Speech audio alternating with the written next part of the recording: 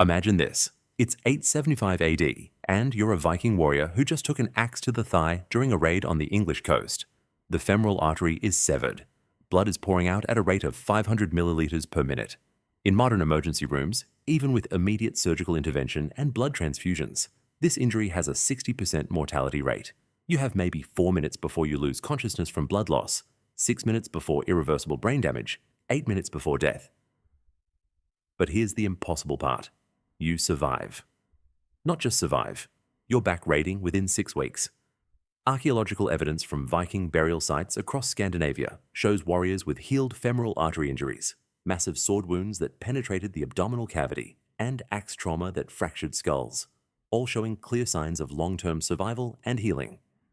In a world without sterile operating rooms, without synthetic blood, without IV fluids, without antibiotics, these injuries should have been automatic death sentences.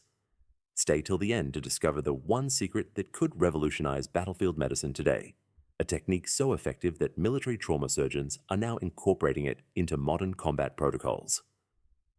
According to a 2023 study published in the Journal of Archaeological Science, reports, researchers from Uppsala University in Sweden made a discovery that fundamentally changed our understanding of Viking medical capabilities.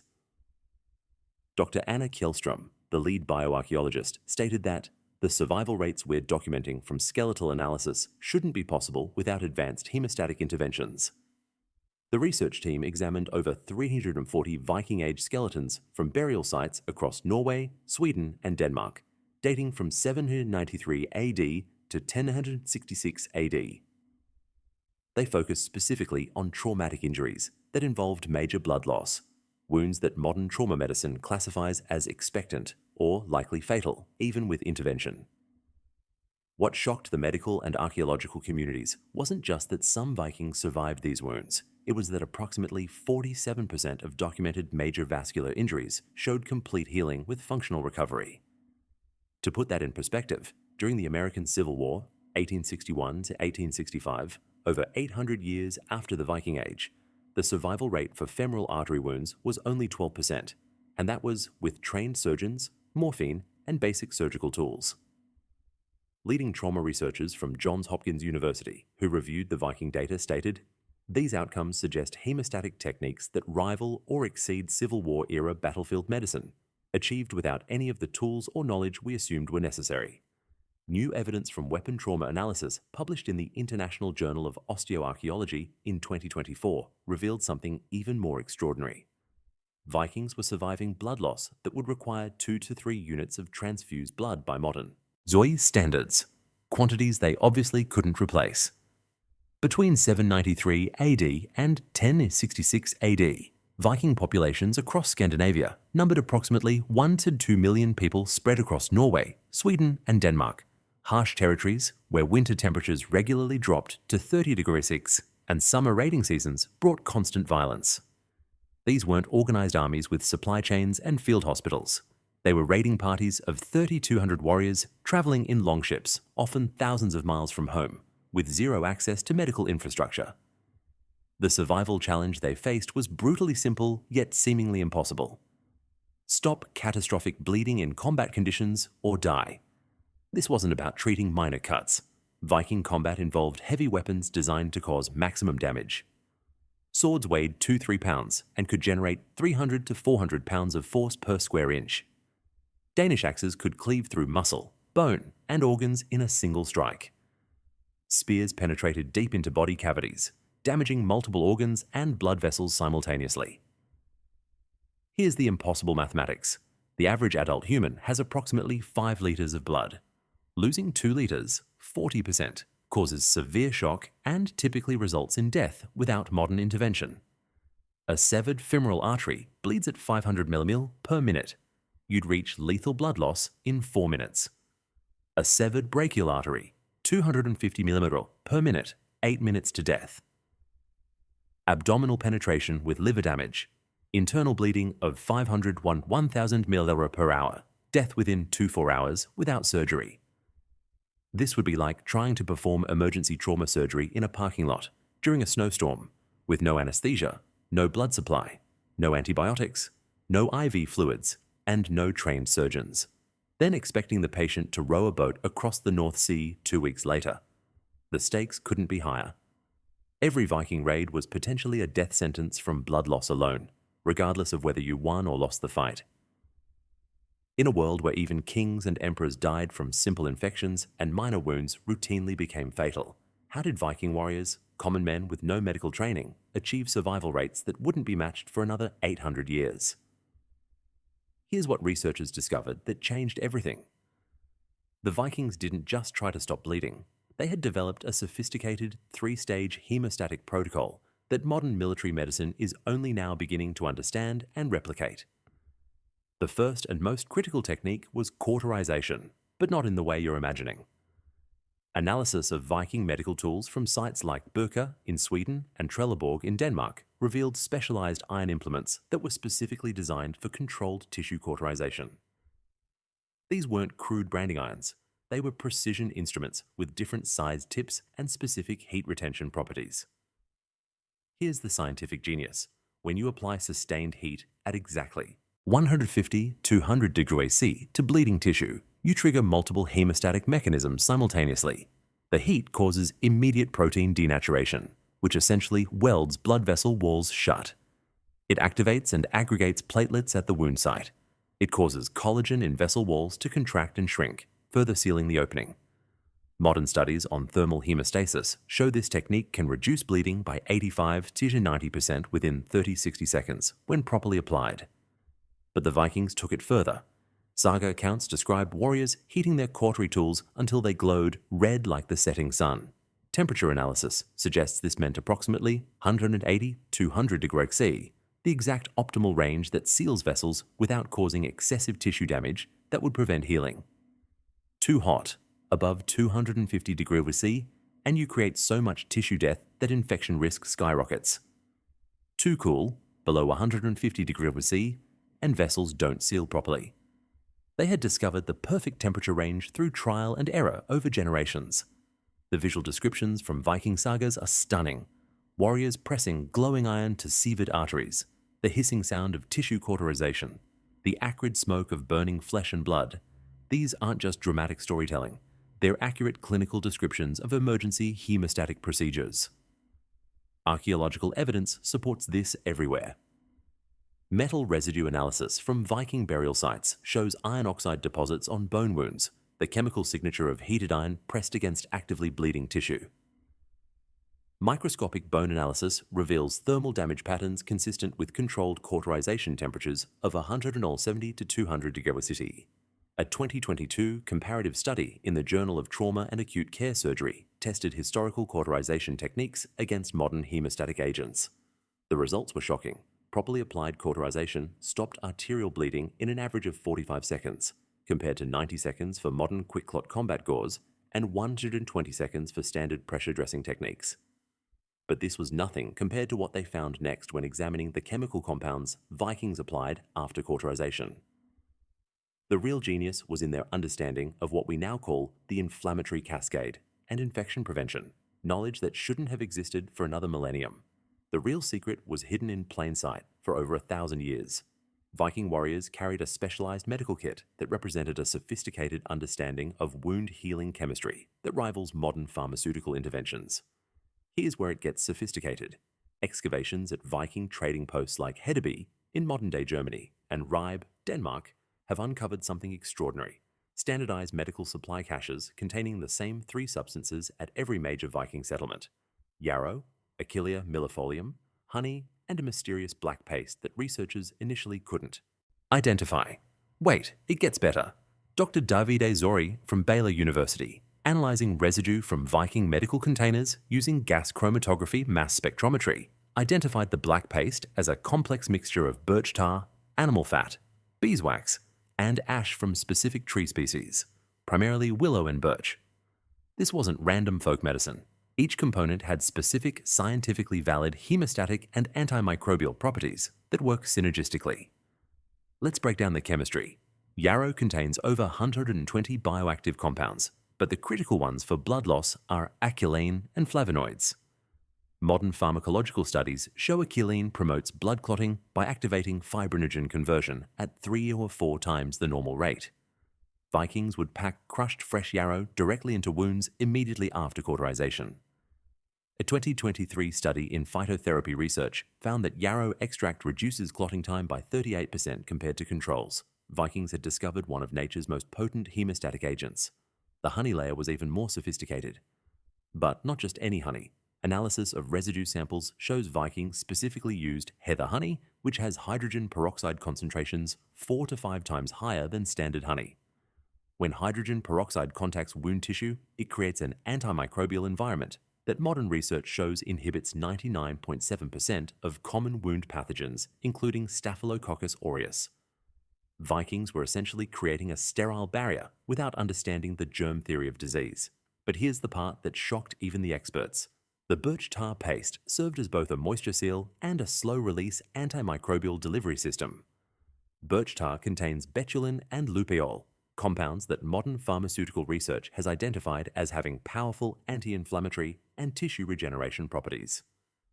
The animal fat made the paste pliable and adhesive. The beeswax created a waterproof barrier that kept the wound environment stable. The willow ash provided salicylic acid, the active compound in aspirin, which reduced inflammation and pain. This challenges everything we thought we knew about medieval medicine. The Vikings had essentially created a 3-layer wound treatment system: cauterization for immediate hemostasis, yarrow for enhanced clotting, honey for antimicrobial action, and tar paste for barrier protection and tissue regeneration.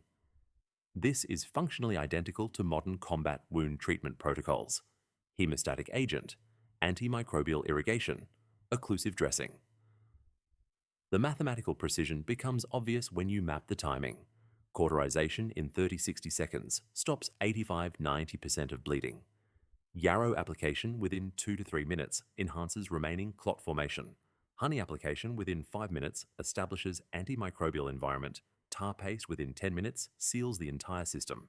Each stage had to be completed within specific time windows for maximum effectiveness. Professor Kat, Professor Jarman from the Museum of Cultural History in Oslo noted in her 2024 analysis, "We're not looking at lucky folk remedies here. We're looking at a standardized medical protocol that was refined over centuries and transmitted across the entire Viking world with remarkable consistency. Every Viking warrior knew this system. That's not accident. That's systematic medical education." The most incredible part that no one saw coming was revealed in 2023 when researchers analyzed Viking social structures through the lens of battlefield medicine and discovered something that fundamentally changed our understanding of pre-modern trauma care. The level of coordination required was mind-blowing. Vikings didn't just have medical knowledge. They had an integrated combat medical system with designated roles, training protocols, and resource logistics that wouldn't be seen again until the Napoleonic Wars 800 years later. Here's how multiple systems worked together brilliantly. Every Viking longship crew of 30-70 warriors included at least one individual called a sóknarsmíðr, literally battlesmith. Historical linguists initially thought this referred to weapon repairs. New analysis by Dr. Neil Price from Uppsala University revealed the true meaning. These were designated combat medics who received specialized training in hemostatic procedures from childhood. Archaeological evidence shows these individuals carried specialized toolkits. Excavations from the Oseberg ship burial in Norway revealed a complete medical kit containing cautery irons of different sizes, bronze vessels for honey storage, leather pouches with dried yarrow, and sealed containers of birch tar paste. This wasn't improvised battlefield first aid. This was standardized, pre-positioned medical equipment. The human knowledge requirements were staggering. A sóknarsmíðr needed to identify which wounds were survivable versus fatal, perform rapid cauterization under combat conditions while being attacked, apply correct compounds in proper sequence, manage multiple casualties simultaneously, and make triage decisions about who to treat first. This required years of training and hands-on experience. But the social structure implications go even deeper. Viking law codes, preserved in later Icelandic sagas, reveal that warriors who saved a comrade's life through medical intervention earned blood debt status, which conferred permanent social obligations and elevated status. This wasn't just practical medicine. It was woven into their entire honor system, creating powerful cultural incentives to develop and maintain medical skills. The knowledge preservation methods were sophisticated too. Medical knowledge was transmitted through hands-on apprenticeship during peacetime, with young warriors spending months learning proper cauterization temperatures, compound preparation, and wound assessment. Mock casualties and training scenarios are described in multiple sagas. Vikings were conducting combat medical training drills centuries before any European army would formalize similar protocols. This connects directly to modern military medical systems that took us over 1,000 years to reinvent. Designated medics with specialized training, pre-positioned medical equipment, standardized treatment protocols, triage systems, and cultural emphasis on battlefield medical care. The US military's Tactical Combat Casualty Care System, developed in 1996, uses the exact same three-stage approach Vikings perfected: stop the bleeding, prevent infection, protect the wound. Vikings had created the world's first documented combat medical system, and they did it without understanding anatomy, physiology, or germ theory. Connect ancient wisdom to today's crisis. In 2023, traumatic hemorrhage killed approximately 1.9 million people globally, according to WHO data, making it the leading cause of preventable death in trauma. Modern emergency medicine is facing a critical blood shortage crisis. The American Red Cross reported in 2024 that blood supplies hit a 20-year low, with reserves dropping to less than a one-day supply in many regions. Blood transfusions cost $500 per unit, and combat operations require millions of units annually. The ancient Viking approach could save billions of dollars and countless lives. Military medical researchers are already incorporating these lessons. The US Army's Institute of Surgical Research published a 2024 study testing traditional cauterization techniques combined with modern hemostatic agents. They found the combination reduced blood loss by 43% compared to hemostatic agents alone. This could eliminate the need for 1-2 blood transfusion units per casualty, potentially saving $2.5 billion annually in military medical costs. DARPA's Pre-Hospital Trauma Care Program is specifically researching natural hemostatic compounds after analysis of historical Viking medicine.